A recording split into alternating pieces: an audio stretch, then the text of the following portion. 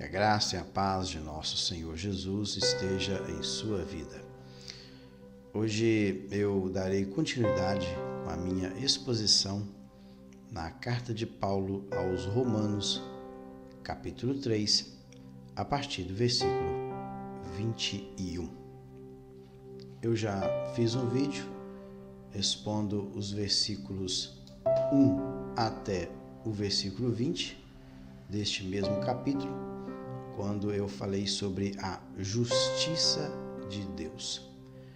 Paulo ele fala qual é a vantagem do judeu, qual é a utilidade da circuncisão, e ele fala que é muita sobre todos os aspectos, porque aos judeus foram confiados os oráculos do Senhor.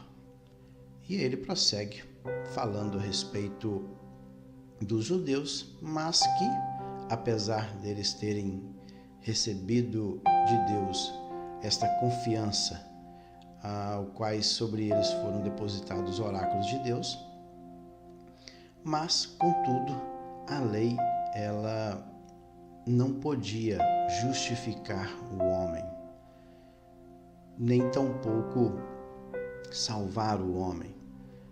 Mas, agora aqui, a partir do versículo 21, ele vai apresentar aquele que realmente pode justificar e também pode salvar o homem. E é isso que nós vamos ver no vídeo de hoje. Ele começa desta forma aí no versículo 21. Mas agora se manifestou sem lei a justiça de Deus, tendo o testemunho da lei e dos profetas.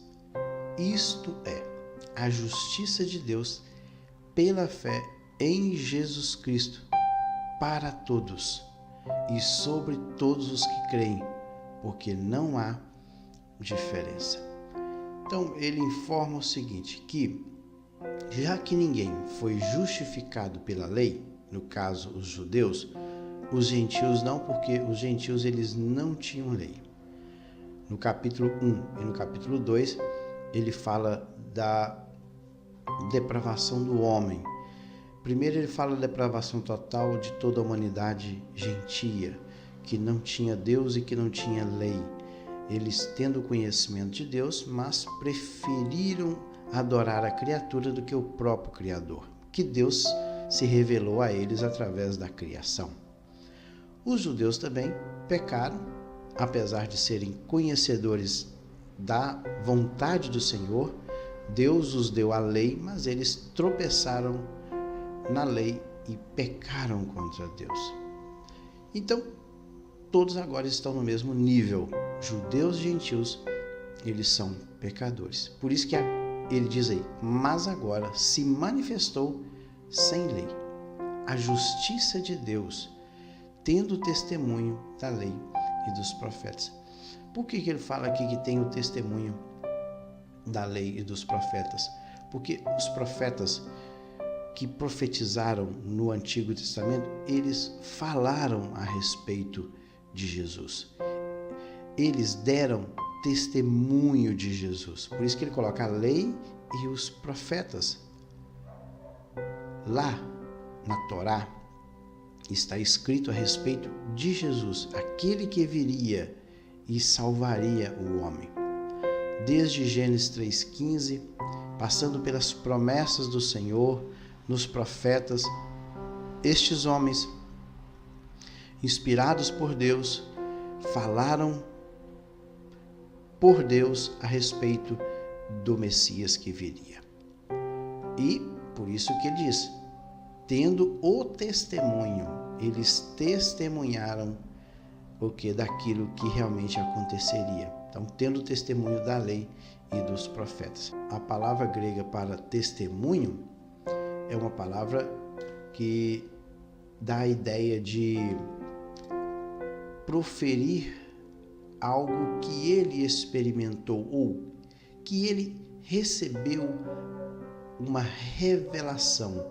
Essa pessoa, ela foi revelada por Deus, ela teve uma experiência inspiração divina e, tendo essa inspiração divina e tendo recebido essa revelação de Deus, ele falou algo de Deus. Isso é testemunho. Uma palavra grega que é marturel. Esta palavra grega aqui. Aqui está marturomene. Mas a palavra original, aí a raiz, é marturel.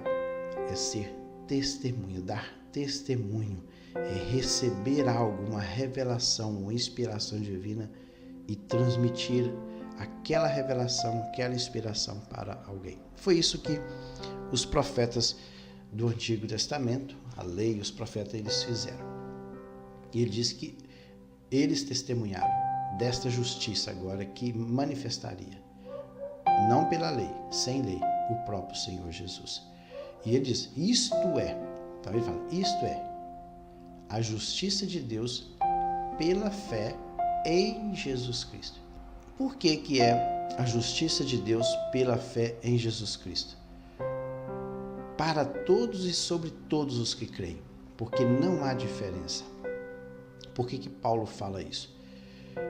A justiça de Deus, ela se manifestou através da fé em Cristo Jesus, pois Jesus é que morreu em nosso lugar e é sobre todos. Por que todos? Porque todos pecaram. Pode ver que o 23 vai dizer isso, porque todos pecaram, destituídos estão da glória de Deus. Então, judeus e gentios estão no mesmo nível, todos são pecadores. Por isso que a justiça de Deus agora, pela fé na pessoa de Cristo Jesus, é para todos os homens, judeus e gentios, agora são justificados pela fé em Jesus. Porque Jesus, ele veio, Filho de Deus, ele veio aqui nessa terra para cumprir a justiça divina, para que Deus pudesse derramar sobre ele o quê? A sua justiça. Porque o que aconteceu com o homem lá no Jardim do Éden? O homem no Jardim do Éden, ele pecou contra Deus. E ao pecar contra Deus, ele deveria morrer. Deus falou isso. Olha, o dia que você comer, você transgredir a minha lei, a minha ordem, o meu mandamento, Deus fez um pedido ao homem, você morrerá.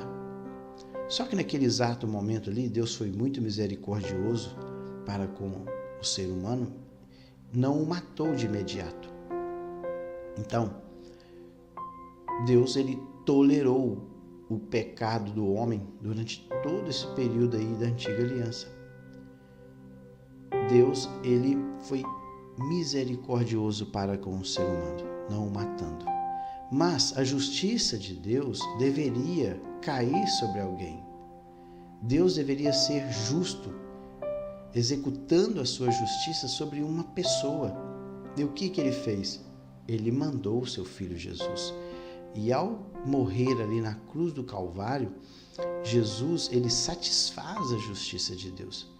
Por isso que lá no livro do profeta Isaías, no capítulo 53, versículo 5, diz o seguinte: mas ele foi traspassado pelas nossas transgressões e moído pelas nossas iniquidades. O castigo que nos traz a paz estava sobre ele, e pelas suas pisaduras nós fomos sarados. Ainda no capítulo 53, lá no versículo 10, o profeta Isaías, ele diz o seguinte: todavia ao Senhor. O interessante é que o Senhor aqui, a palavra aqui é Yahvé, é o Yud Rei Vav Rei, é o nome do Eterno. Então, o Eterno agradou moê-lo, fazendo enfermar. Moer aqui é esmagar. Então, agradou o Senhor o quê? Esmagá-lo, fazendo enfermar, fazendo o quê? Ficar doente. Quando der ele a sua alma como oferta pelo pecado, verá a sua posteridade e prolongará os seus dias, e a vontade do Senhor prosperará nas suas mãos. Veja que interessante. Então, o Senhor, Ele agradou fazer isso, porque a sua justiça, ela deveria ser cumprida, e ela foi cumprida em quem? Na pessoa do Senhor Jesus. Então, em Jesus, nós fomos justificados. Em Jesus, nós fomos declarados justos diante de Deus. Por isso que porque não há diferença, porque todos pecaram. Olha aí o 23.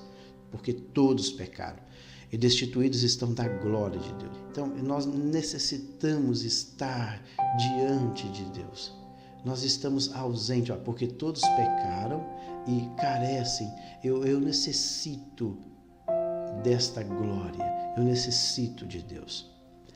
Sendo justificados, olha aí o 24, sendo justificados pela graça, pela redenção. Então, nós somos justificados. O que é justificados?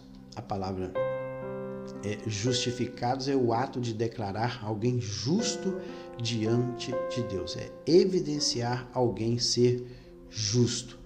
É declarar, pronunciar alguém como justo e reto.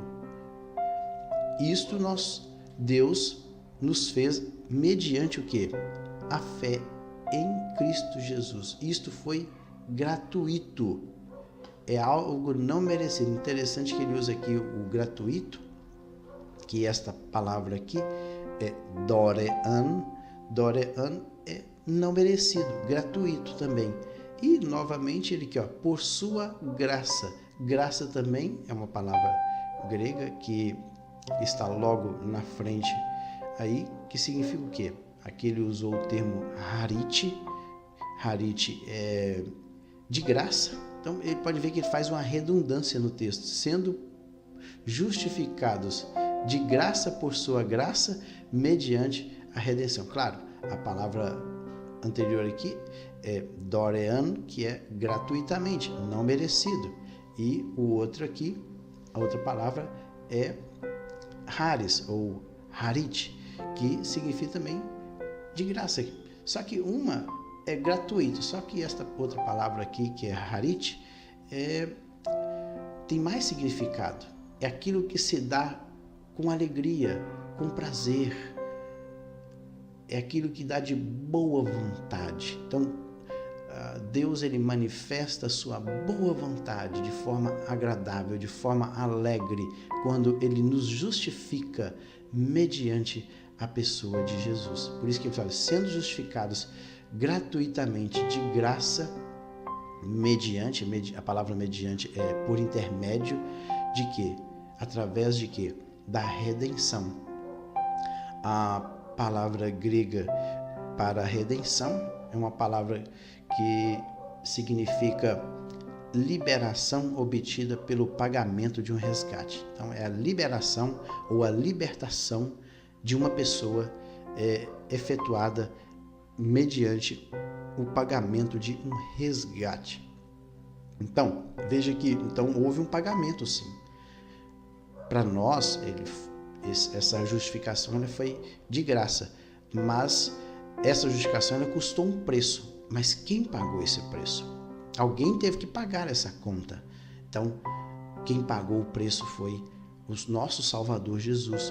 Ele, na cruz do Calvário, pagou esse preço de sangue, e ele pagou ao próprio Deus. Alguns dizem que esse pagamento foi feito ao diabo. Não, o diabo não está nessa história.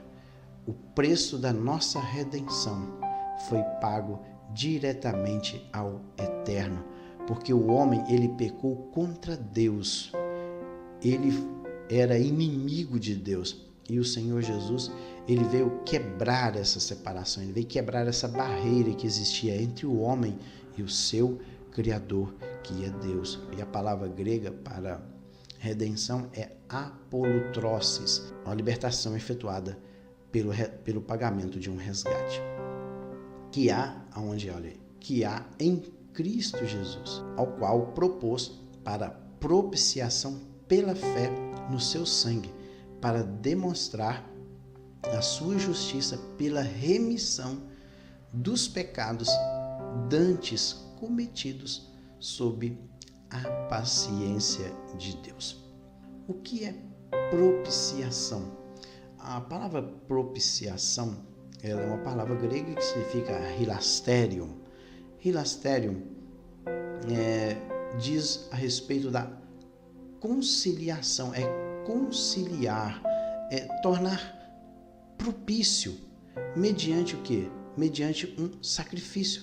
Uma oferta era feita, o sangue era derramado, e no momento do derramamento de sangue desta vítima, Deus ele se tornava propício e havia ali uma conciliação. Foi isso que aconteceu ali na cruz do Calvário, quando o Senhor Jesus, ele derrama o seu sangue no momento da sua morte, ele torna-se propício e há o que? Uma conciliação. O que é conciliar? Conciliar é fazer as pazes.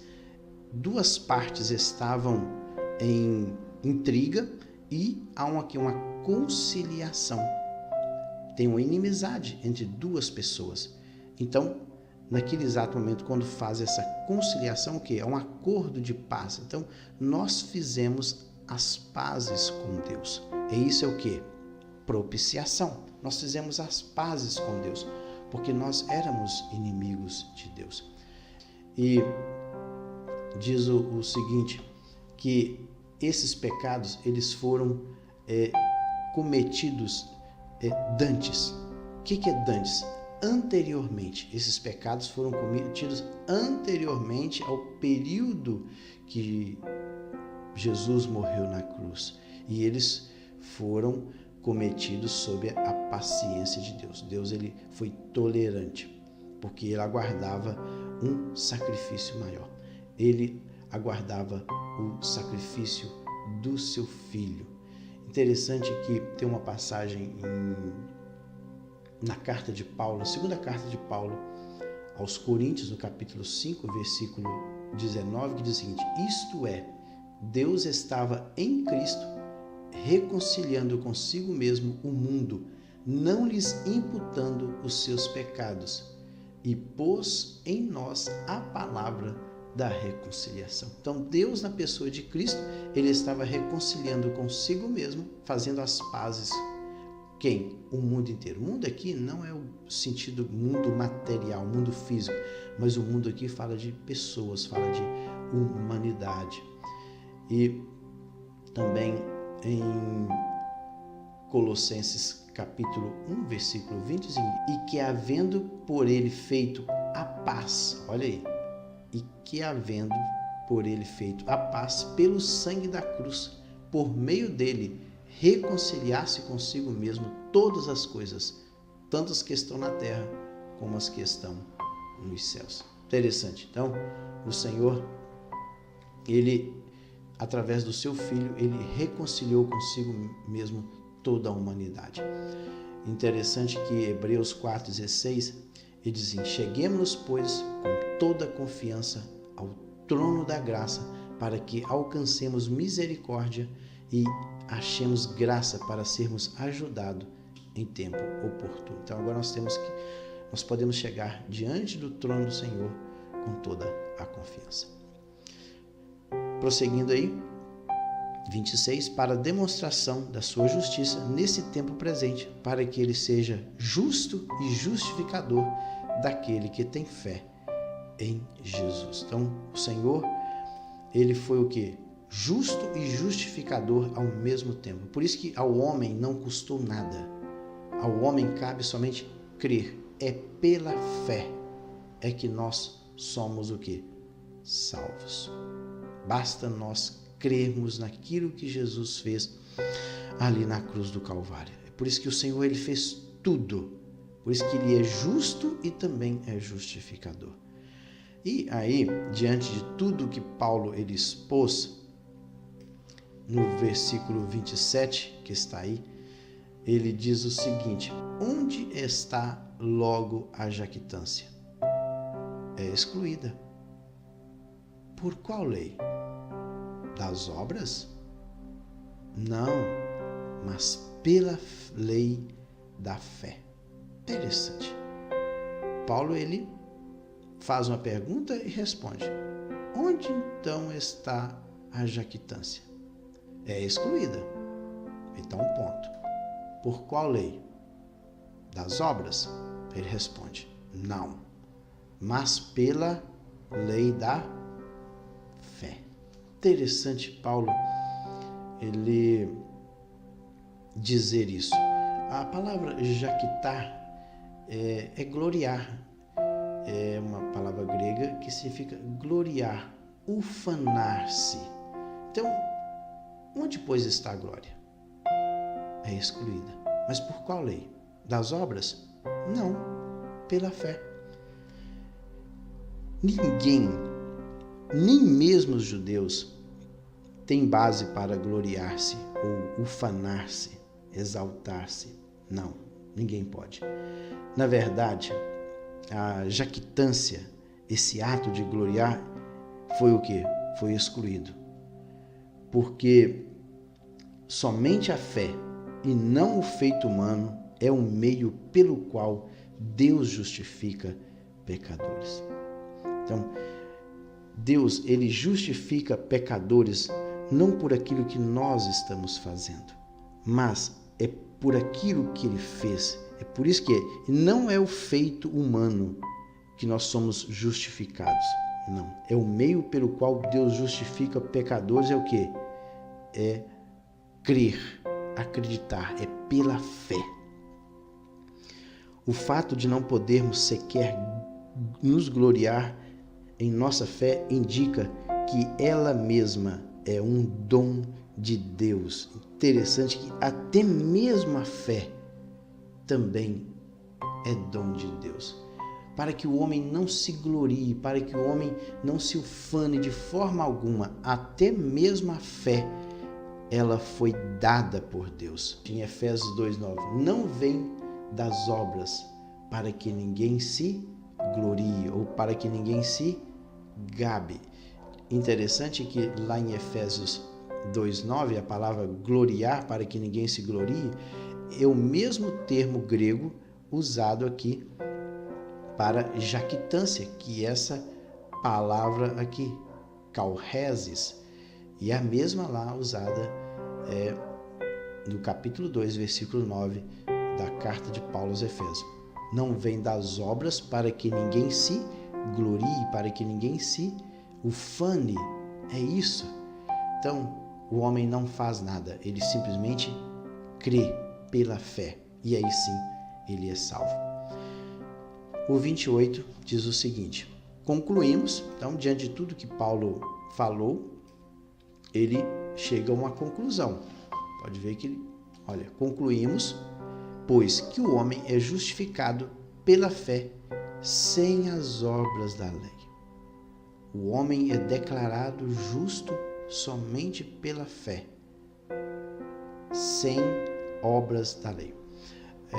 Devemos colocar isso em mente, que obras aqui fala de que o homem ele não foi justificado observando a lei no sentido de colocar em prática, no total, a lei. Jamais o homem pôde ser salvo, porque sempre o homem quebrou o quê? Os mandamentos do Senhor. Mas veio um que pôde cumprir totalmente a lei. Quem? Jesus. Porque Jesus, ele veio como homem, mas sem pecado. Agora nós, seres humanos, nós já temos esse princípio em nós, que é o princípio do pecado. Nós já nascemos com esse princípio, com essa inclinação para o mal, porque nós somos descendentes de Adão. Nós temos por pai Adão. Então nós já nascemos com essa inclinação para o mal, para cometer pecados contra o nosso Criador. E Jesus, ele se manifestou, claro, aqui nesse mundo como homem. Ele veio como homem, manifestou como homem, nascido de mulher, mas sem esta inclinação para o mal, sem pecado, puro. Por isso que a ele foi confiado este trabalho, porque ele veio com a missão divina para morrer em nosso lugar. Por isso que ele veio sem pecado. E sem pecado, ele cumpriu toda a lei do Senhor. Ele cumpriu todos os mandamentos do Senhor. E ao cumprir tudo isso, ele foi para a cruz do Calvário. E na cruz do Calvário, ele derramou sangue por nós. E agora sim, nós somos justificados pela fé, não pelas obras da lei, mas pela fé em Cristo Jesus, nosso Senhor. E o versículo 29, ele diz o seguinte: é porventura Deus somente dos judeus? E não o é também dos gentios? Também dos gentios, certamente.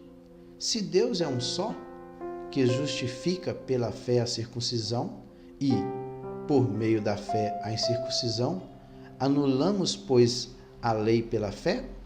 De maneira nenhuma. Antes, estabelecemos a lei. Interessante aqui. Paulo, ele fala assim, olha, a lei, ela não pode salvar ninguém. Então, mediante a isso, nós anular aí, é no sentido de tornar inoperante, ineficiente, perder a força, perder o poder. Nós anulamos a lei pela fé? Não, de maneira nenhuma. Antes, nós confirmamos a lei. A palavra confirmar aí é estabelecer. Antes, nós estabelecemos a lei. Então, primeiro, no versículo 29, ele fala que Deus, ele não é somente Deus dos judeus, mas também é dos gentios, mas também dos gentios, certamente. Então, Deus, ele é um só de todos os homens. Para ele, não há povo diferente. Todos os povos são iguais diante dele. E ele diz, olha, se Deus é um só, então já que Deus é um só, de judeus e gentios, e que justifica pela fé a circuncisão e a incircuncisão, então se pela fé, tanto os circuncisos, que são os judeus, como os incircuncisos, que são os gentios, são justificados, então não precisa mais da lei. Anulamos a lei pela fé. Ele faz uma pergunta. Anulamos, então, já que tudo isso, nós anulamos, pois, a lei pela fé? Ele não, de maneira nenhuma. Antes nós confirmamos a lei. Por que isso acontece? Já encerrando aí meu vídeo. Por que isso acontece? É porque na cruz do Calvário, o que Jesus fez? Ele satisfez a justiça divina. Agora que nós somos salvos, nós estamos diante da presença do Senhor Jesus. É mais ou menos isso. A lei, ela serviu para mostrar, para nos mostrar. Ela serviu para nos mostrar que nós, seres humanos, nós somos pecadores diante de Deus. Nós estamos em falta diante do nosso Criador, porque nós somos pecadores.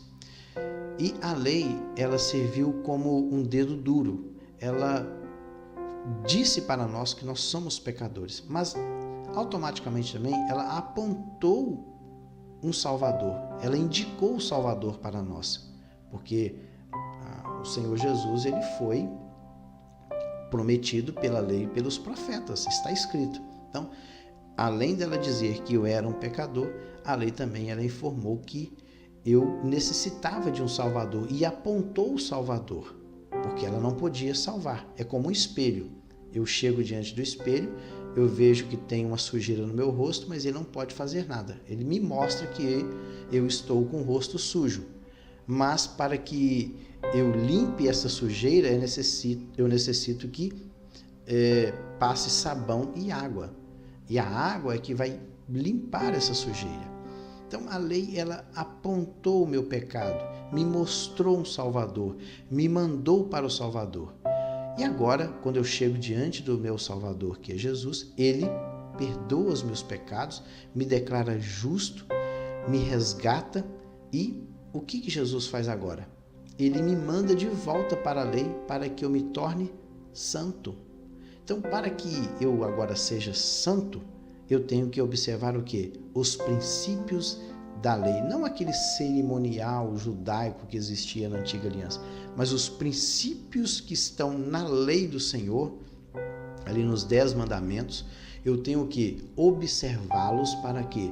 Para que eu me torne santo diante de Deus. Então, a lei, ela me informou que eu sou um pecador, que eu necessitava de um Salvador, me apontou o Salvador, e quando eu fui ao Salvador, o Salvador, que é o Senhor Jesus, me apontou a lei para que eu me torne santo. Então, a lei nos dias atuais, ela serve para nos santificar.